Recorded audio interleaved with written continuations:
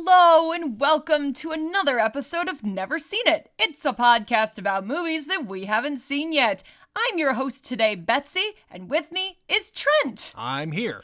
So today we are watching a movie that I have seen many, many times and that Trent has not seen. From 1991, it's da-da-da-da. The Addams Family! I couldn't help myself. So Trent, you clearly know about the Addams Family. You know this is a thing that exists. Of course. But why is it that we have never sat down to watch this movie, or you've never sought it out in 32 years? Yeah, I was trying to do math in my head. It's like, oh yeah, this is almost 30 years old. Oh no, it's over 30 years old. What the hell? Yeah, I don't really know. Like, maybe as a kid I thought it was going to be scary because the altogether ooky thing. I don't know. Obviously I know the song, I know the characters, but like what this movie is, I have no idea. Did you ever watch the cartoon that came out in like the late 80s, early 90s? I don't think so because I thought it was kind of boring. Or the TV show from the 60s? I know what you're talking about, but no, I never did. Even, I think the one that I landed on, I watched more of the Munsters. Okay. Than anything else. They were on about the same time. Yeah.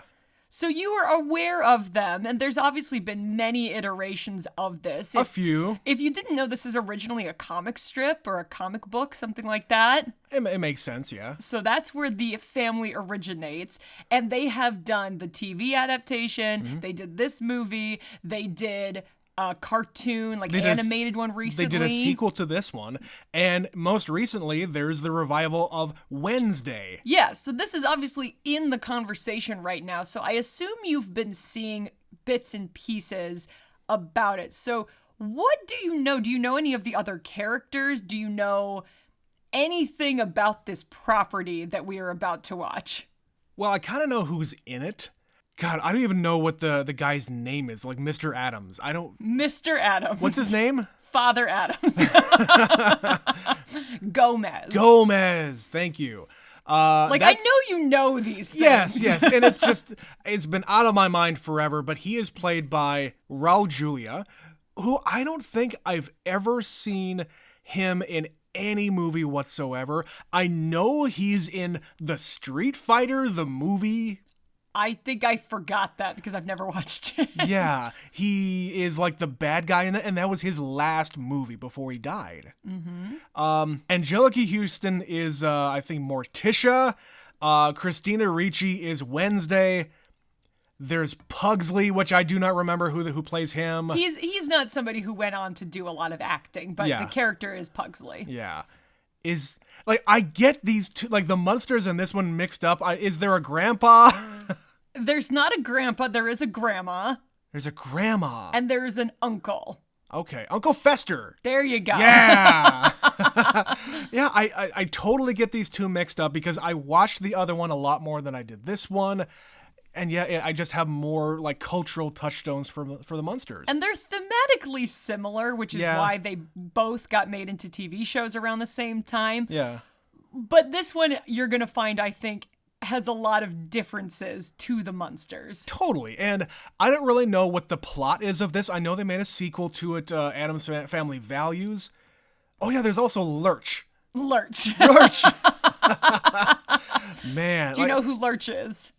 God, Not the actor, just what the character is. Oh, he's the butler. He's the butler. Yes, yeah. The actor you won't know. Yeah, the actor I don't know. Is there some kind of like pet or animal thing?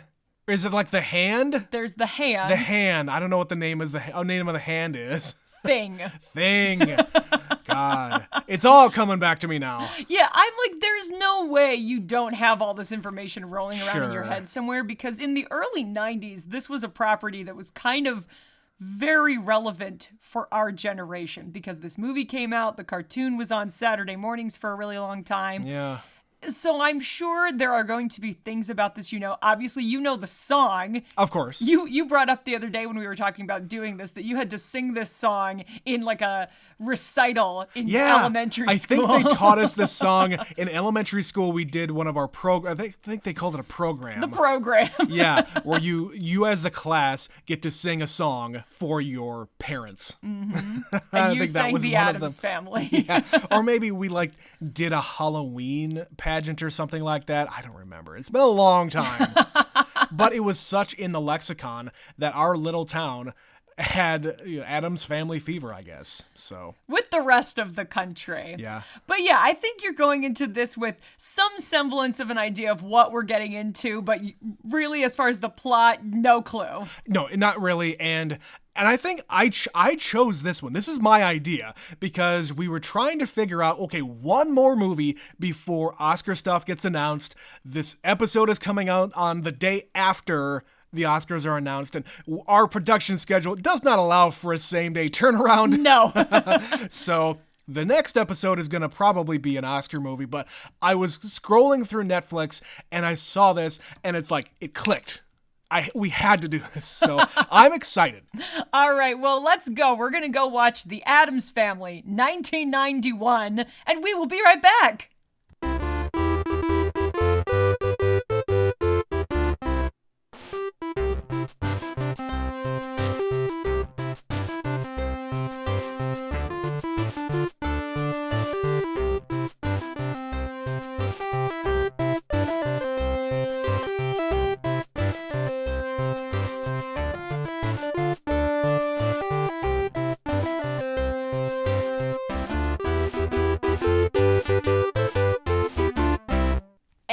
Back. That was The Addams Family. And how do you feel about this one, Trent? That was delightful.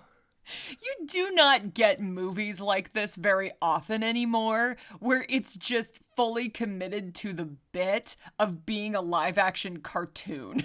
It really is, and the cartoonish nature of the characters just lends it to that whole thing. And the actors in this are going for it. They are committed. Yeah. And the script serves the purpose really well. There's a very loose plot, but you're just like, it's enough to hold it together. Mm-hmm.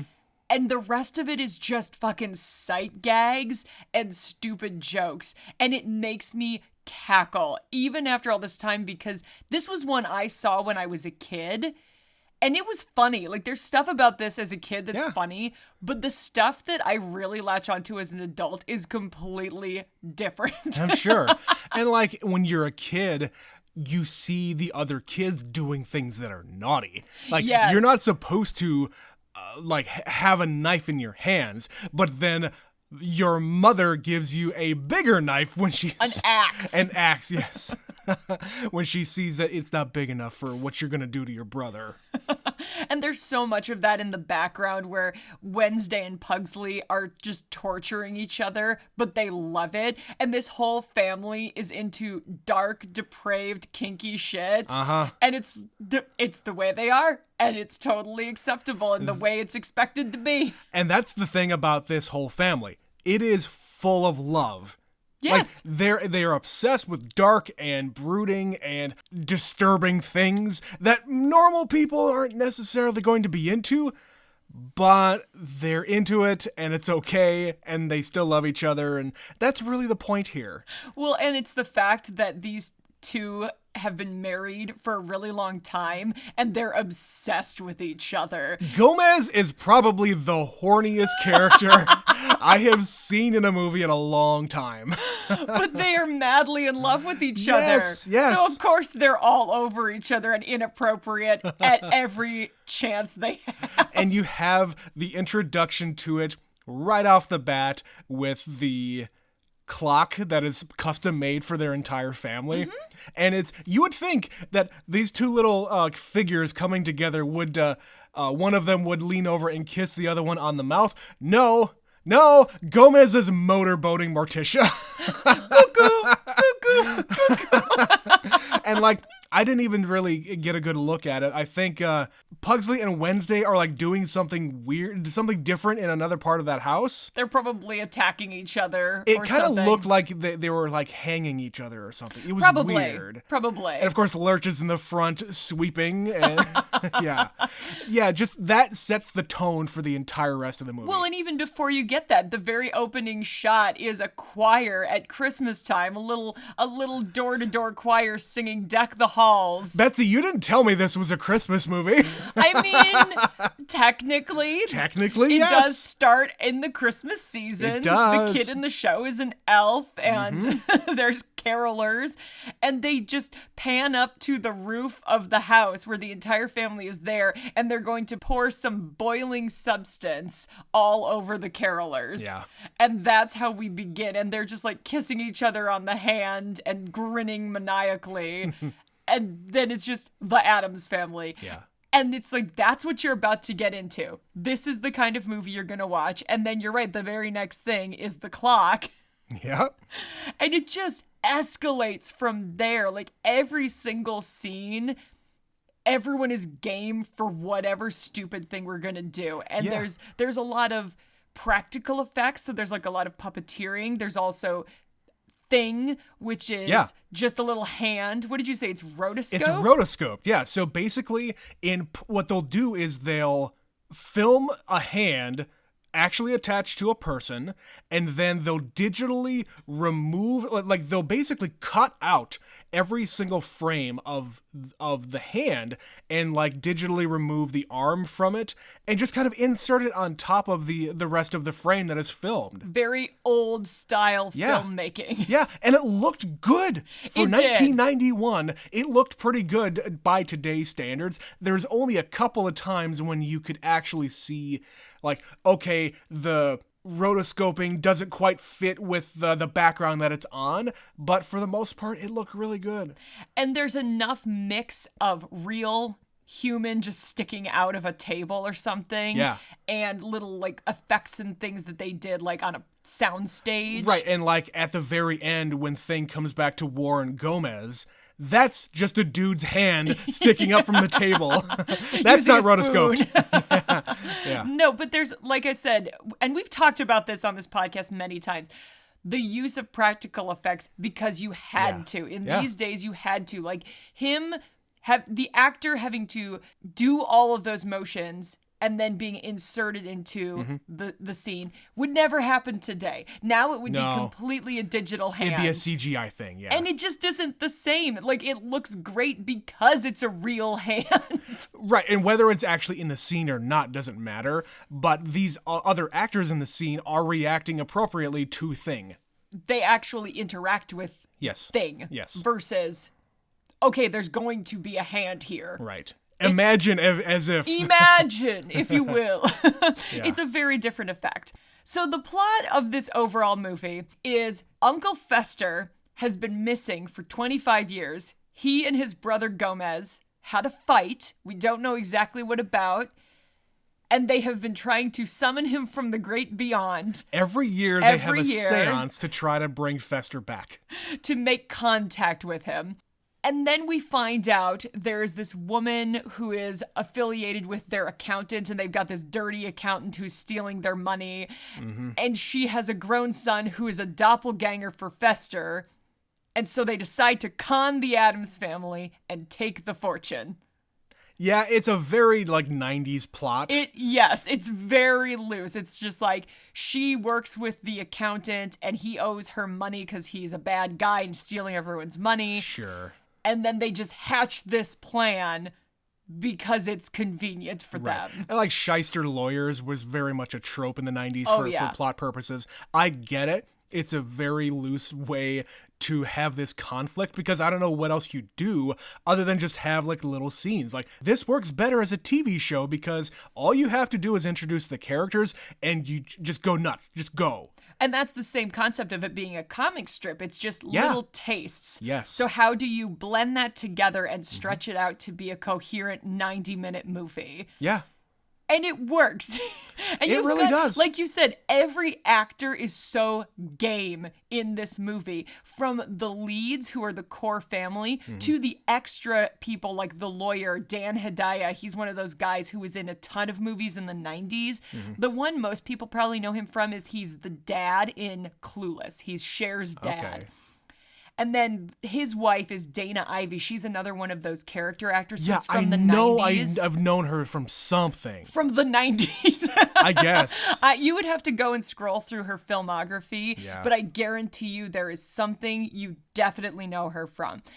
And then they're playing the straight people, but even they don't question the fact that the fence is alive and the Right. bear rug attacks them. And when they open a book, it blows gusts of wind into their face. Right. Like, they just go with it. And if they didn't, it would be a different kind of movie. Right. And like I was like reminded of another movie we covered, Beetlejuice. Yes. A very different kind of a thing, but all of the characters in that movie just kind of go along with whatever weird shit that's happening to them, you know? They don't question it.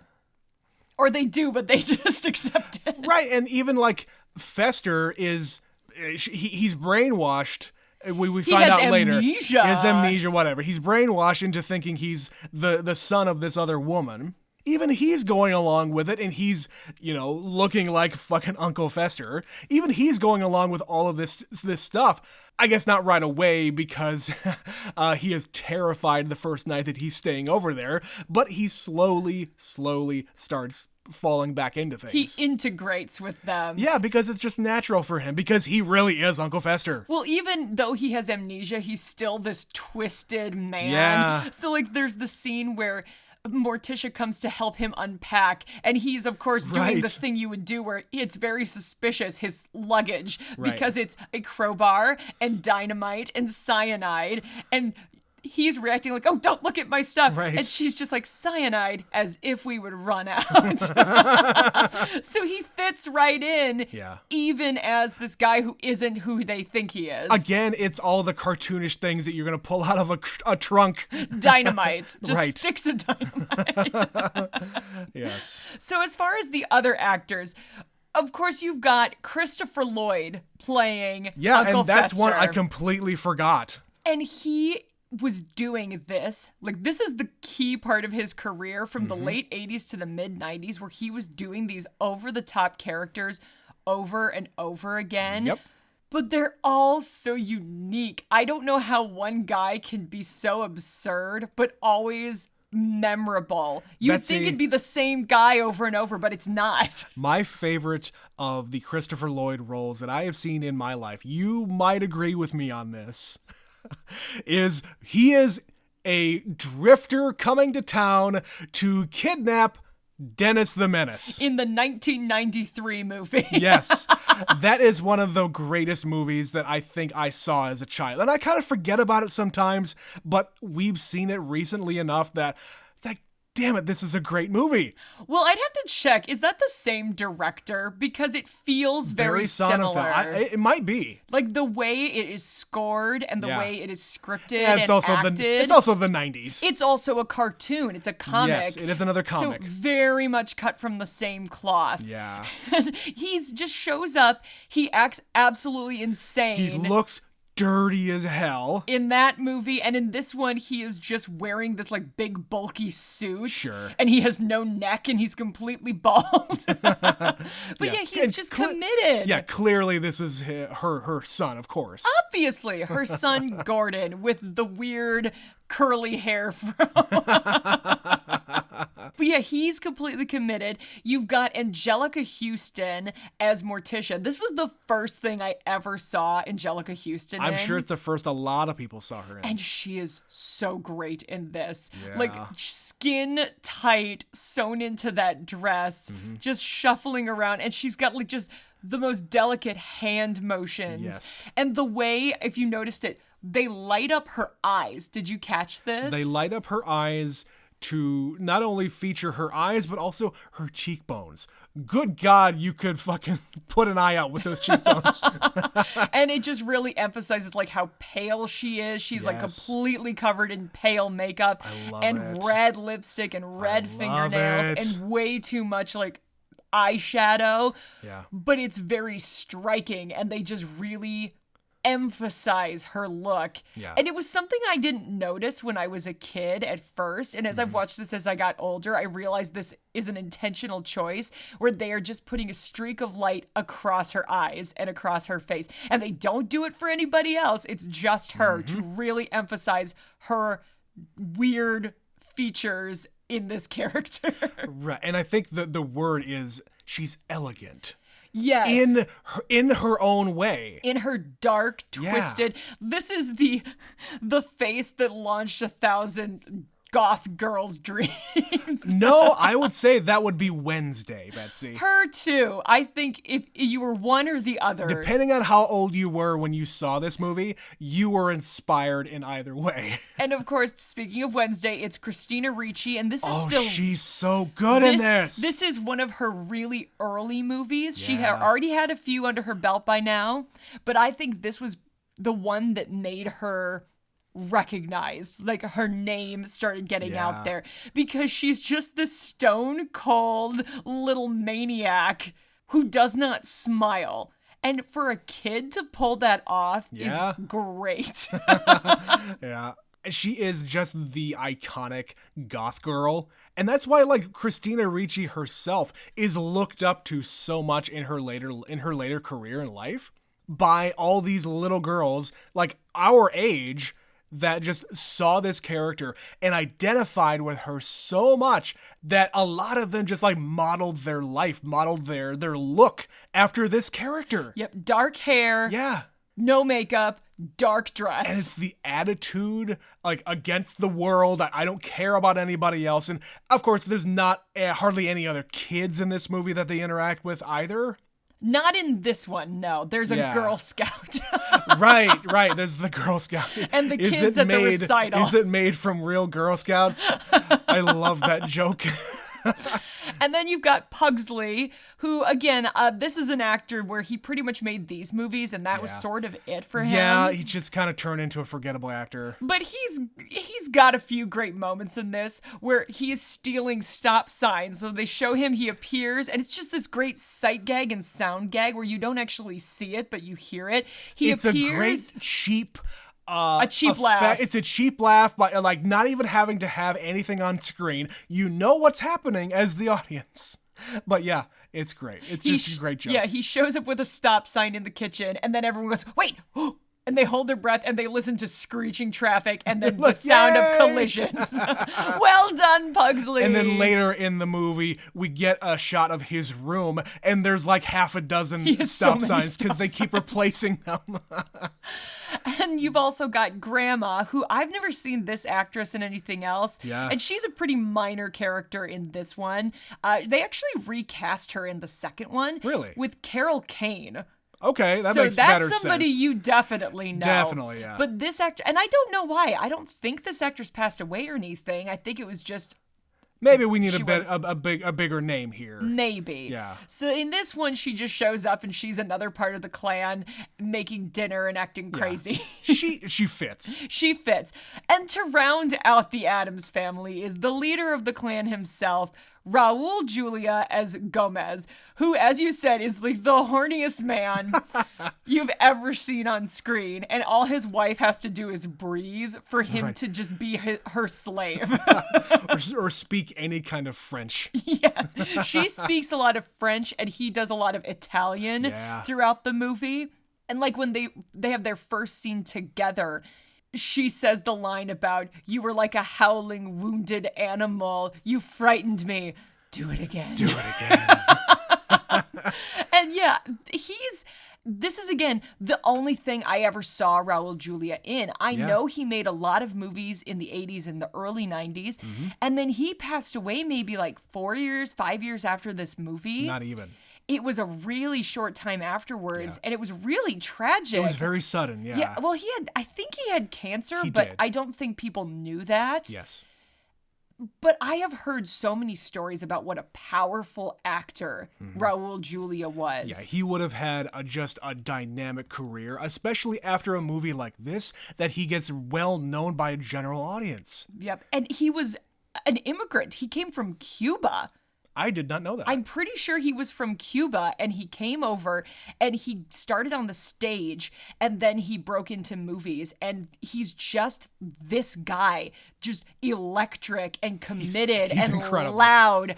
And yeah, they actually did a documentary about him on PBS a few years ago, and I really want to watch it because just watching the trailer, I learned so much I didn't know about him. Okay. And it makes me want to learn more because, yeah, he's iconic as this character and giving 120% the entire movie. And not a lot of guys can do what he's doing in this movie and have you buy it. Yeah, I was totally into his performance here.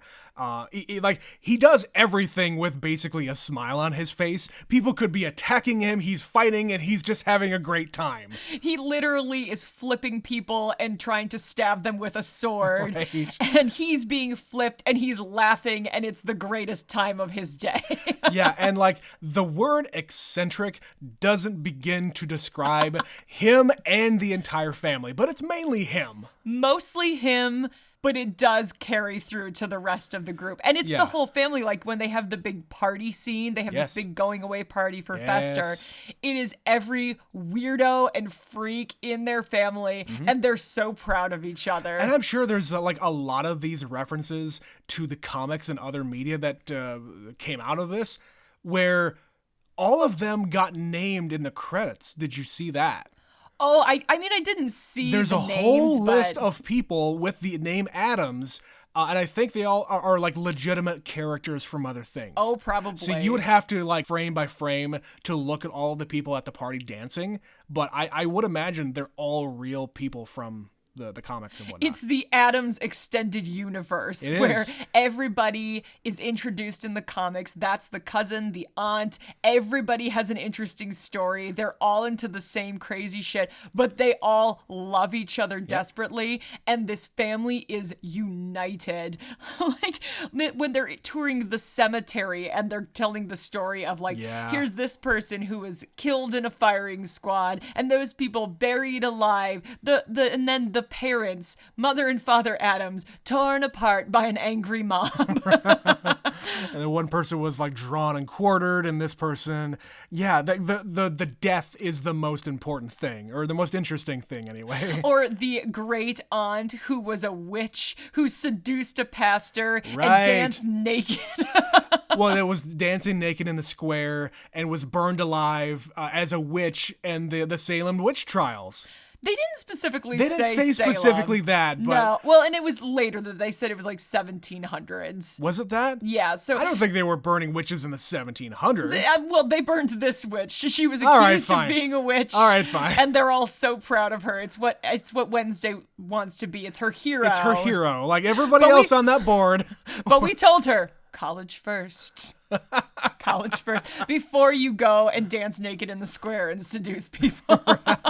She seduces like a priest, right? Something like that. Yeah, or pastor, I think they said. So yeah, this is the whole family they descend from. Yeah. And they just all dream of being together for eternity. And then the family motto is, we will gladly feast on those who would subdue us. Right. And that is just the motto. It literally is the motto. But them, if there's anybody trying to infiltrate this family and try to break them apart or fuck with them, for lack of a better word, they come together and they fuck you up. Yep, the moral of the tortoise and the hare is, We're Addamses and we like it.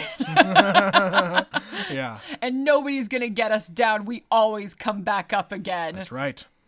So it's a really great family to actually want to emulate yourself after. When you look at the core of what they're about each other and family and dedication to those things. And supporting the things that you are into. So Pugsley and Wednesday do these horrible things to each other, but they're learning. That's the thing. These kids are still learning.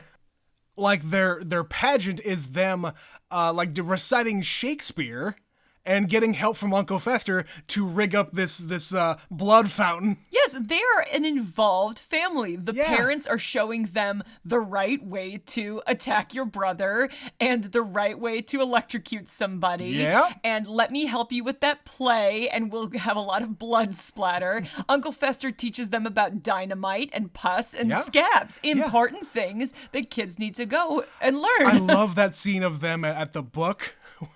Their eyes get wide and it's like, oh, wow. Wednesday literally goes, ooh. Right. And you need to nurture that curiosity at the very least. Yes, this family loves each other and they are involved in each other's lives. And that's isn't perfect. that great? And you don't need the approval or anything else from anybody else but this family. The outside world is not important. Like when we have the little one-on-one conference with the teacher and she's very concerned. She's going across the board and saying, we did a project about our heroes. And here's little Sarah put Jane Pauley as her hero. Very 1991 reference. And Morticia says, have you spoken to her parents? I'm concerned for this little girl's well-being. Yeah, and we also have George H.W. Bush and Barbara Bush up there as well. Very, very timely. And I just to get it out of the way here, this movie is not really set in time except for two things. And they're both related. One of them is the score. The score to this movie is extremely 90s. All of the instrumentation, like when Thing is like running in the road, trying to get back to the house and back to Gomez to warn him about what's happening to Morticia, that whole score there is extremely 90s. And the other thing, MC Hammer. Excuse me, Hammer. He is credited as Hammer in this. Simply Hammer. Yeah, he is referred to as both things in his career. But yes, MC Hammer is all over this movie. Specifically the end credits, but throughout as well. Well, it's Too Legit to Quit is being blasted in a couple of people's vehicles, including Cousin It. We haven't mentioned Cousin It yet. The hairy person thing guy. Person who is... He's hair. He's all hair. He's just hair. And at the very end, in the credits, MC Hammer made a song for this movie. He did. And I completely forgot about that until we got to the yeah. credits of this one. I was like, wait. Oh, wow. Yes. Wow is all I could say to that. So you're right. It's very of the time. And of course, the score really works in this movie because of the kind of movie it is. It's absolutely perfect. Yeah. The guy who scored this is Mark Shaman, who actually went on to become a Broadway composer. The one he's best known for is Hairspray. All right. Yeah, so go figure. But what I'm saying here is you could have had this movie made in any time, and the only things that date it is the music, and that's really strange. I would be really interested to see the animated one from a few years ago to see how that translates, because obviously an animated movie is going to be different tonally. Like they don't even make animated movies the same way they used to with this big cartoonish score. Yeah, you wouldn't get this in an animated movie now. You're right. You used to, like, think of Space Jam. Like the Looney Tunes nonsensical, like over-the-top noises and things. Right. That's all stuff that really existed 90s and before, and it kind of got out of fashion. Well, like you said, like all of the over-the-top sound effects, like the cartoonish, like that is a cartoon. You just happen to have some live-action people in it. Right, but it is a very 90s kind of a score. So I want to bring up one thing because it's sort of relevant to this and then where we are now with this franchise. This is one of those movies as a kid I just sort of assumed was a Tim Burton sort of a thing.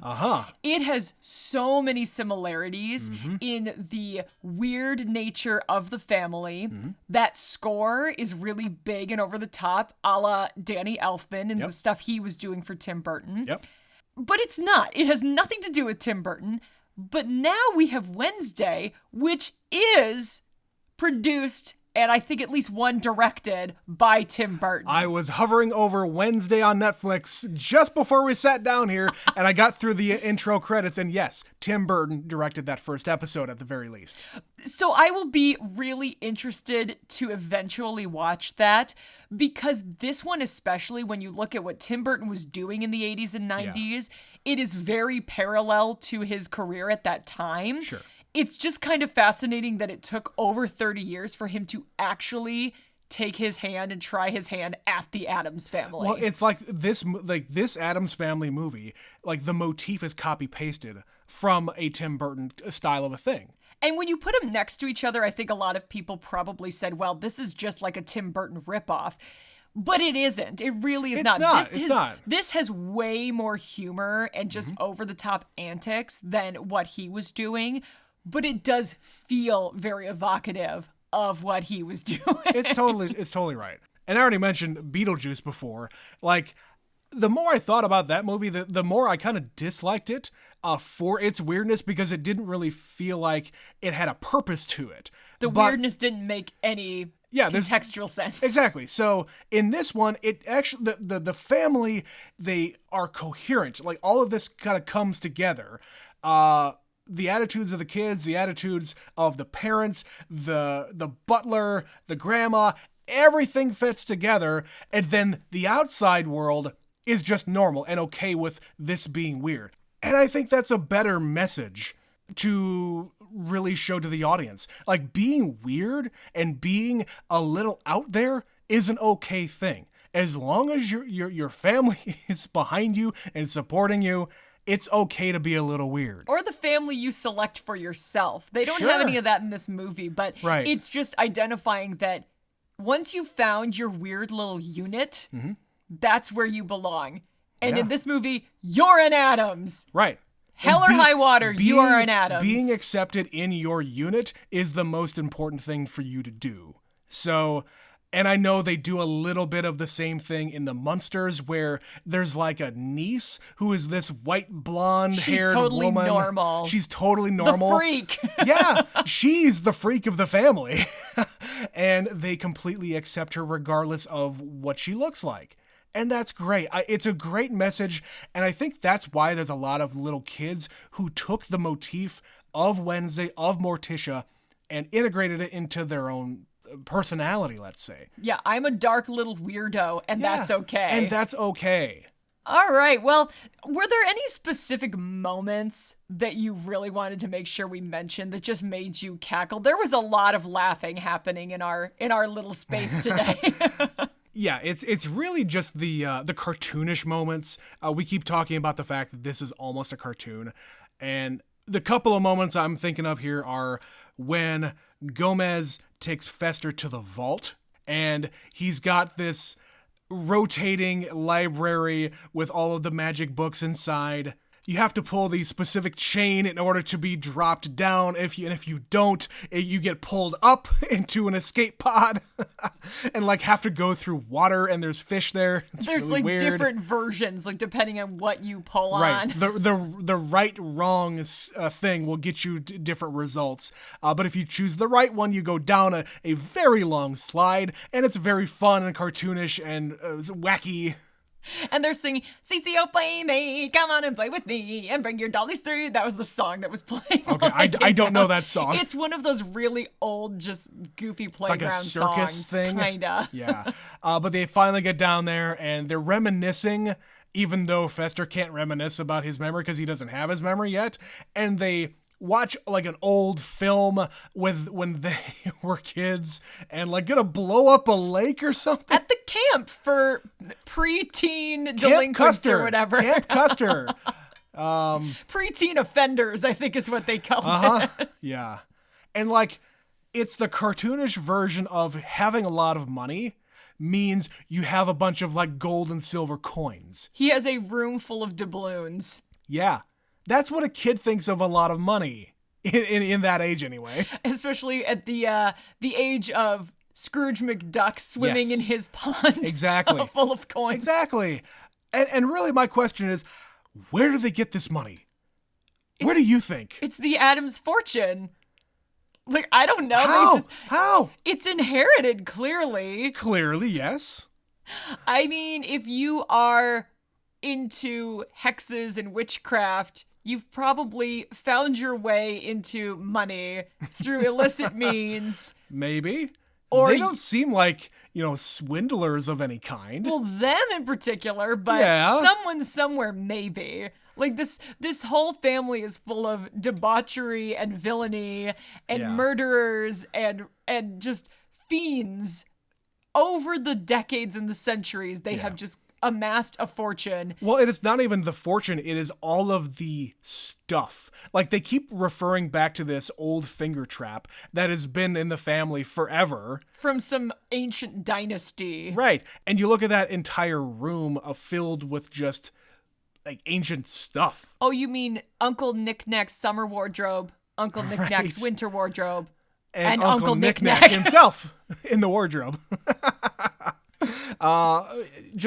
I would say if they're rich from anything, it is like being maybe museum curators of some kind, where they bring in all sorts of like family heirlooms and whatnot, and they clearly get like tax write-offs because they go to a charity auction and buy their own shit.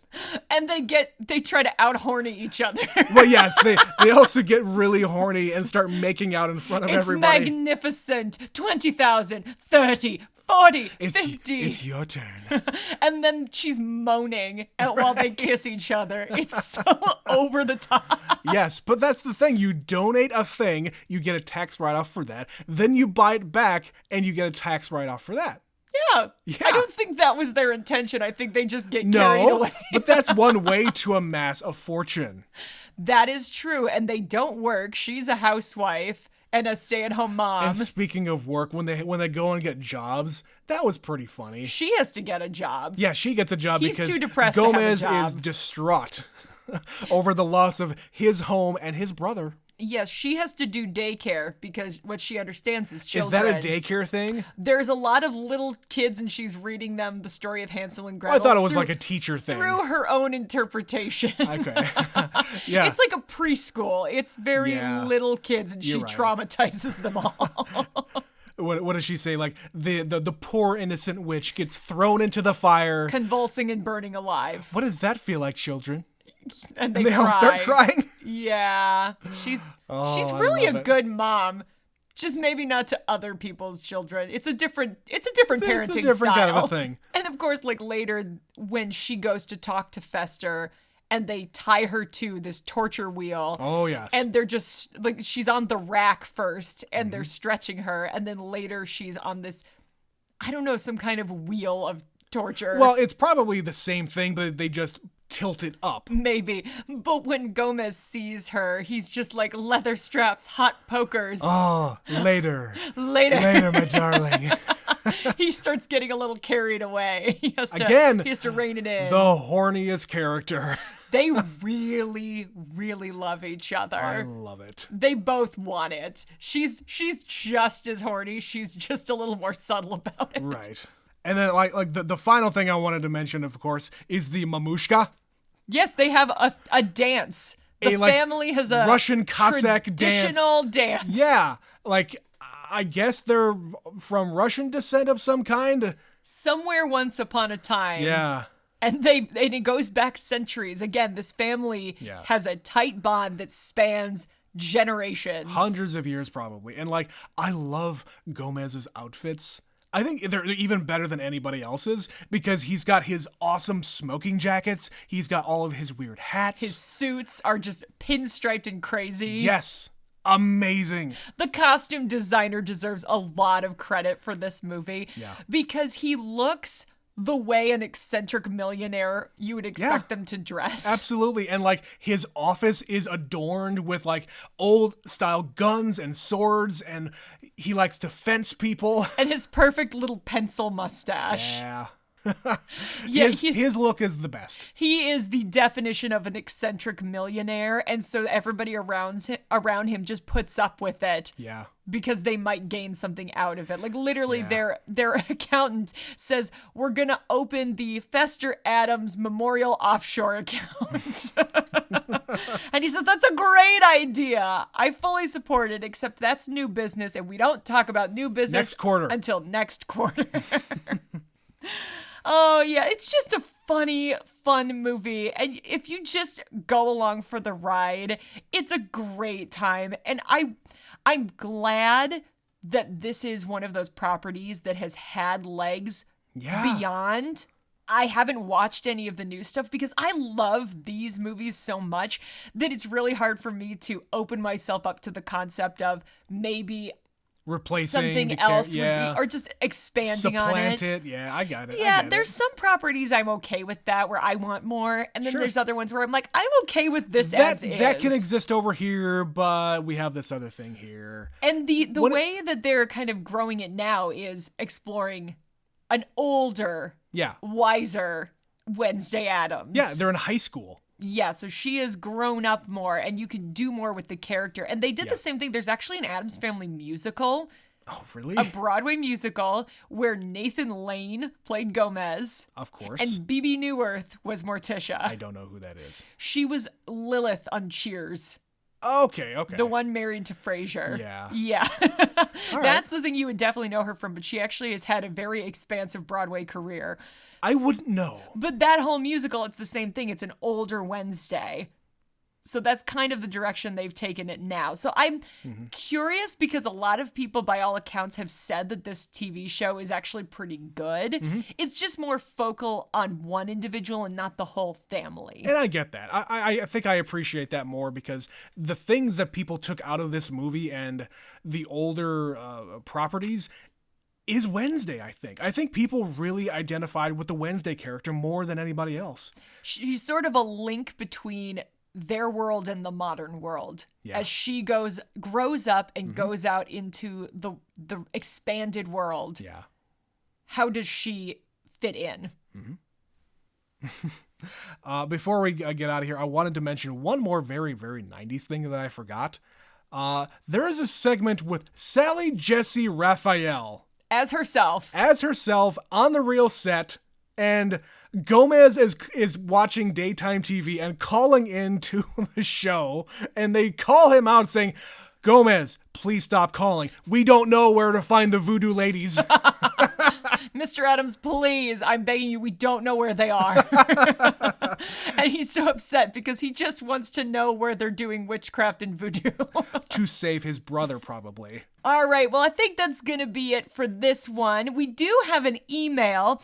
We've been sitting on this one for a while because it's kind of a weird movie that we covered. Don't know where to include it other than, hey, this is another weird one. Yeah, here's some weird people. Here's a weird movie email. It's about Under the Skin from our Weird Movies series. Yeah. And this is from Stephanie. She says, so this is indeed a weird one. Scarlett Johansson is really good at dead face.